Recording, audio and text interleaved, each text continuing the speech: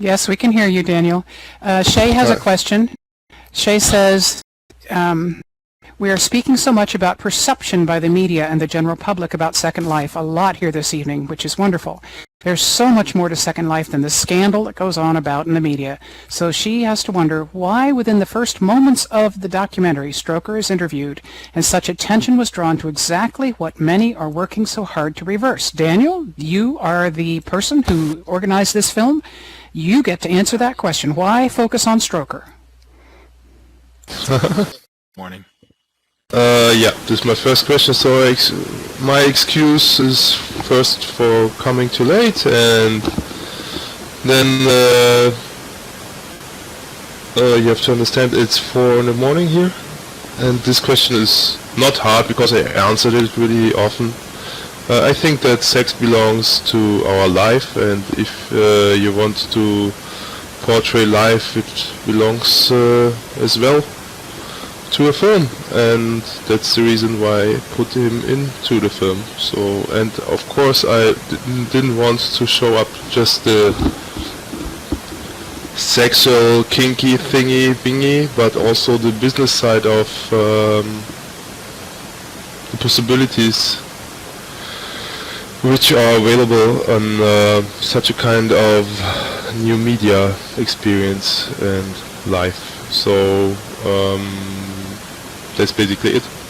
And I was so amazed about the possibilities in 2005 that I decided to do a documentary which doesn't show up just the downsides of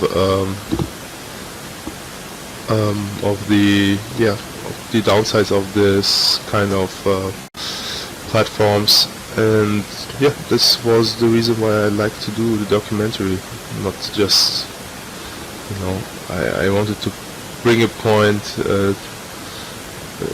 to make a standing that there's something else besides of abuse and addiction. Montoot says, asks me, did I have doubts about taking part in the documentary, and how did Daniel win my trust? Oh, Daniel, that's a nice question for both of us, isn't it?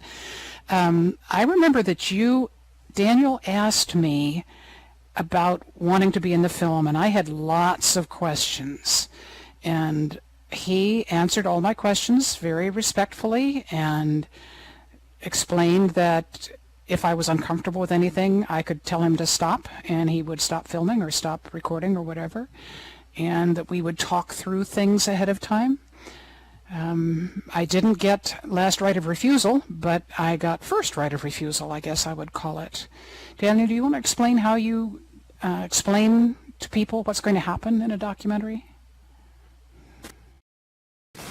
You mean how I got your trust, or? Yes. How did you get my trust?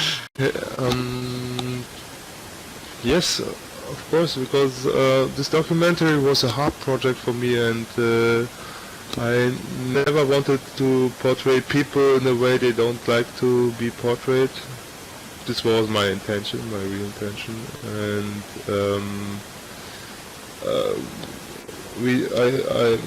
you can say so that through Second Life I was able to do a kind of casting for a documentary before I really shot the documentary. It's in a matter of fact, it's partly shot in Second Life as well, but it was an advantage that we could meet, Gentle and me, and talk already in Second Life. And you were not the first person I was talking to, but after several talks I knew that we have a kind of common sense, and we understand each other.